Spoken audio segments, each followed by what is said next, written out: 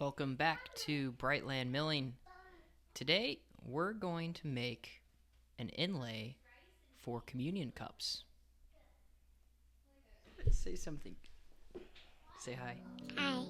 Alright, let's get it to it. So we have the blessing and privilege of going to a church where we get to take the Lord's Supper every single week. And that's essential to our worship and renewing covenant with God through Christ.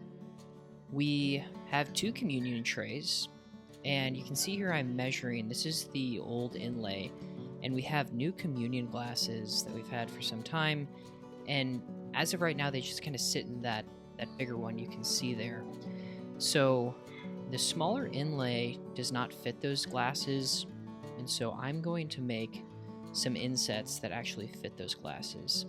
So you can see I'm using both the tape measure and then that other tool, I don't know the name of, to measure the glass, the thickness of the glass, the height, where this thing's going to sit around that edge you can see there.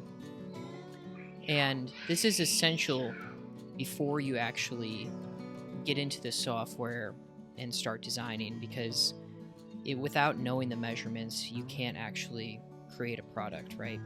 And so that's what I'm doing here, just making sure I have everything measured correctly. The old adage, measure twice, cut once. You have the same thing applies here.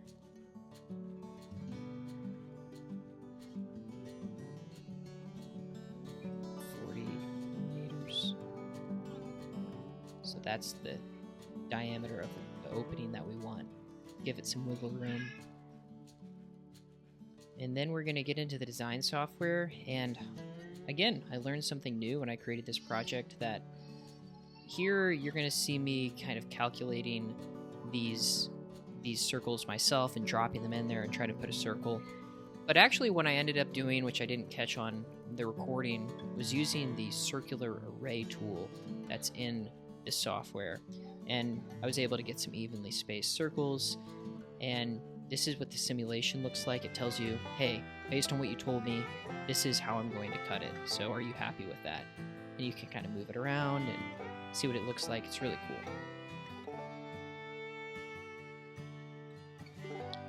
And this is the first time I think I'm demonstrating what it looks like for me to turn the machine on. What do I have to do? How do I initialize this thing? So I'm clearing the surface. I turned on the machine, and I'm gonna load some 3/4 inch plywood here. It's some higher quality plywood. It's still plywood, but here I'm gonna initialize the machine, and this happens every time you connect to the software that connects to your laptop and those designs to the machine. And one of the most important parts that I actually messed up on this project is what I'm doing right here. I put a piece of paper underneath there.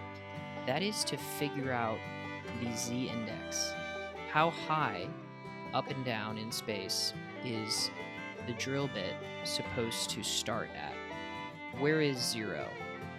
And in this case, the plywood was not laying directly flat, and I actually messed up my z-index a number of times. I didn't catch it on camera, but I had to start this project over a number of times, because when the circles were attempting to be cut out, it wasn't cutting all the way through. And so I'm watching it here, trying to see, is it going to cut through all the way? And so I had to start over a number of times, but it wasn't until the end that I realized that the plywood was not perfectly flat. It's about 5 millimeters off on the left-hand corner. And when I was setting my 0 index, my z-index for 0 for z, that is where it went off. But in the end, it worked out. You can see so there's 2 of these trays. I'm making 2 insets here.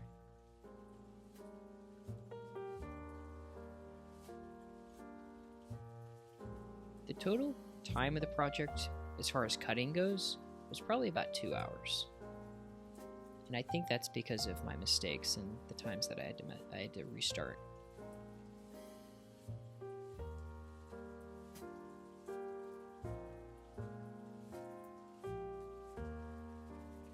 In the end, I'm pretty happy with how it turned out. The only thing that maybe needs to be done is a coat of paint or some type of sealant. I could see some wine accidentally being spilled on this, and so just a protective coat so we can wipe it right off if that happened. You can see I'm breaking off the tabs that were left there. That secures and holds the piece inside of the wood before we're finished cutting.